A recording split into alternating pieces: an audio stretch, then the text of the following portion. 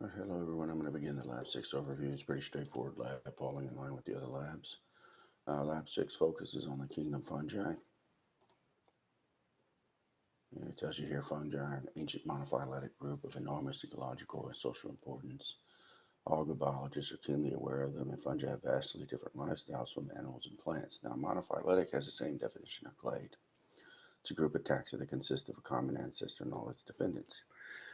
Now, the majority of the fungal body is made up of thread-like structures that are called hyphae. Okay, and when you're looking at one single living fungus, all the hyphae collectively together are called mycelium. So here they're showing you the thread-like structures. Okay, and here the thread-like structures look more like a cobweb here, but that's hyphae. Sometimes the hyphae will bundle up real tight and form what we call the mushroom, or the majority of the body of the mushroom. Now, not all fungi have this shape or structure to them. An example would be yeast. They're unicellular fungi, but the majority of yeast are multicellular. So in your lab, you're going to be looking at a type of fungi that's associated with bread mold called genus is Rhizopus. And normally if we meet in person, you're given an agar plate with that mold, and on there's a label Rhizopus stolonifer. And the mold will kind of look similar to this.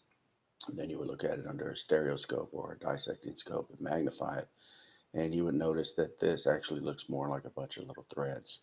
Usually they're white in appearance, not yellow. And then there'll be these little tips that would have these round colored structures. Well, the little thread-like structures are the hyphae, that's plural. And then the little expanded tips that have color to them, we call them sporangium. And these are asexual reproductive organs. They produce what we call asexual spores. It's the spores that give the overall sporangium color. Therefore, when you look at them, that's where the color is coming from, and then overall it gives the what do you call it, mold its color. So this is just magnifying it. Now, they often give the hyphae, okay, depending on what part of the fungal body it's forming, they often give it special names. On here, these two we're not interested in. However, we are interested in this one. Never mind the zygomacata. This is a sporangium right here. Sporangium singular, sporangias plural. Okay, the part of the hyphae that's directly connected to the sporangium, which is roughly what I'm going to box in, that is what we call the sporangiophore. Okay, so that'll be one of the structures that you're going to be labeling on one of the diagrams under activity 2. And so, like I said, they show you the different stages of the life cycle of a spore. It consists of both asexual and sexual reproduction. The asexual part is associated with fungal structure, where you have the hyphae and the sporangia, which is plural, and the sporangia contains spores, little beads in them. The sexual reproduction part has to do with this structure. Has to do with central zygospore and cells called suspensor cells that are connected to each end. So when you look at, say, a fungus such as Rhizopus, common bread mold, you'll be given two figs. One's a drawing and the other one's an actual microscopic fig. And you'll label those. And what you're doing is you're labeling different stages of reproduction, asexual versus sexual. So you'll have two figures. One of them looks a lot like this. These are the structures you have to label.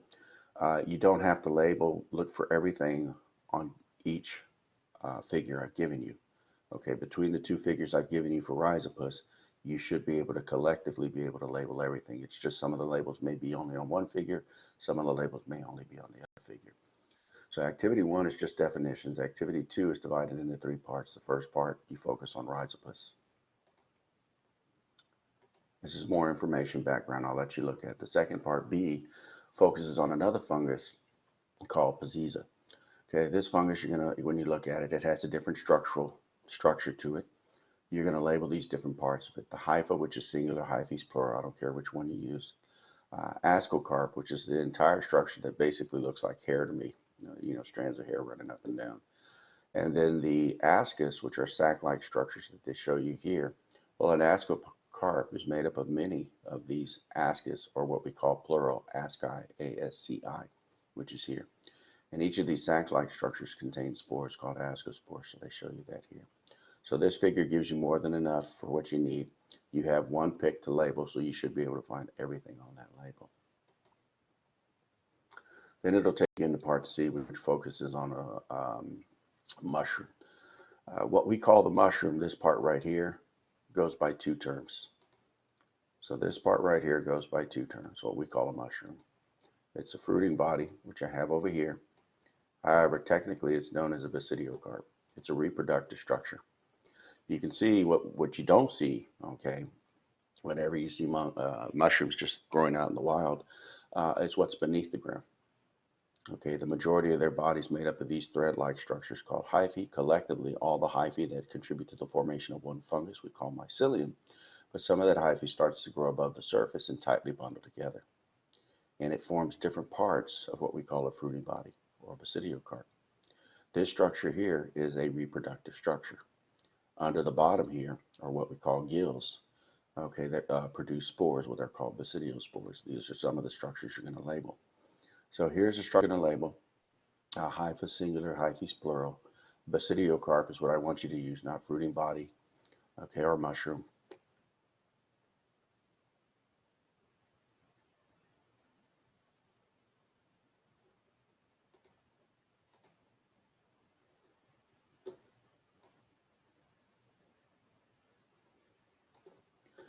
Sorry, everybody, I just had a disruption right now. Let me make sure everything's going fine. Okay, sorry about that. Welcome to Blackboard and Collaborate. I'm having all kinds of problems right now with my system. Class, I will hopefully be able to have class today. So as I was saying, make sure you call it the basidiocarp.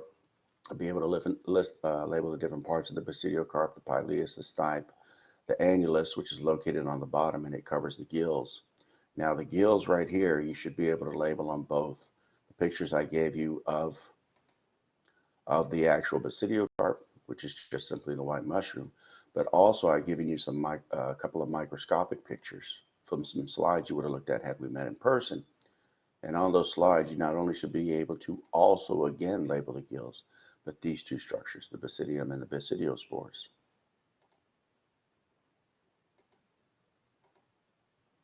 So let me come back over here real quick. So underneath is where you'll find the gills, which you can label both on the macroscopic picture as well as the microscopic picture. Running underneath it, you have these folds that form the gills, okay? Now lining these gills, which are shown here. Here's your gills on a microscopic cross-section here. Here's where the stipe would connect to the pileus or the cap. Here's the gills here. When you magnify the gills, okay, say 400x, this thick layer right here, this thick dark layer here, that's the layer called the basidium. And you can see these little beads coming off in different colors. Those are the spores, the basidiospores. So I'll let you look at the rest of that there. Then you'll transition into what are now being considered organisms called lichens. Lichens are actually started off as a symbiotic or mutualistic relationship made up of a fungus, just Peziza, and either algae or a cyanobacterium. I believe the most common cyanobacterium, I believe, is nostoc. Now, it's usually a green algae.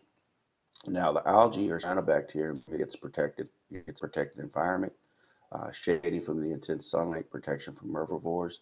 The fungal symbiote gets free food in the form of sugars, in other words, algae or cyanobacterium, made by photosynthetic algae. And in the case of cyanobacteria symbiote, it can provide nitrogen in exchange for what it's receiving from the fungus. So that's what each of these, it just depends. So the lichens either made up of a fungus such as Peziza, algal cells such as green algae, or lichens plus cyanobacterium such as not.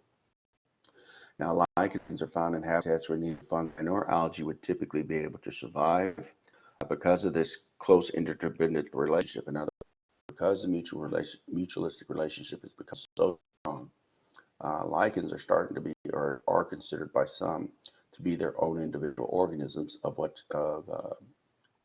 they say are up to 25,000 species of lichens.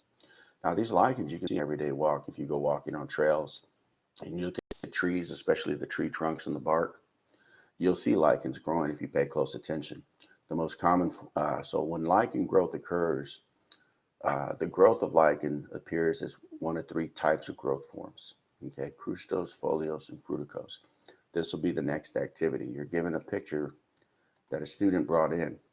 Okay, and I ask you to pick two of the three growth forms and be able to label those on the picture, see if you can identify them. And basically the crustose is described as having a crusty form. That's the most common one that I see, and it's not this, how do you say, extensive of growth. It usually looks like somebody just colored with a little chalk or something, but if you look closely, you can kind of make out, it looks like there's a thin crusty layer attached to the tree bark. And it's usually not real large, but large enough for you to see with the naked eye. Sometimes the growth form is referred to as a foliose. Okay, it looks plant-like in nature, and it really does look a lot like that. And then fruticose is the one that has the brush or shrub-like. It's kind of got these little needle point type structures. So it's a pretty straightforward uh, section there to complete. Then it'll take you into a microscopic section of lichens. The microscopic section of lichens that I gave you, you're going to be looking at a combination of the fungus Peziza, okay, and then what we call the thallus. And it's in this area of the thallus that you're going to should be able to label the hyphae as well as the algal cells. I'll let you do that work there. Everything's provided here on the slide for you. Last, you'll look at what they call in lay term fungus roots. Technically, they're called mycorrhizae. Mycorrhizae are a symbiotic association between fungi and plant roots. It's believed that this type of association is what allowed plants to evolve into terrestrial or land plants. Now, the fungal hyphae, the way they grow is they will grow along the outer surface, basically coating the plant root.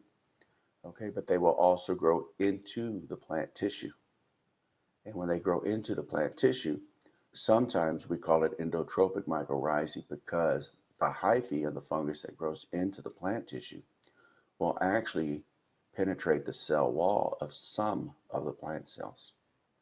So when you do your labeling, make sure you label where the hyphae is, okay, preferably on the surface and where you can see it in the cells, and then also indicate which cells don't have fungus.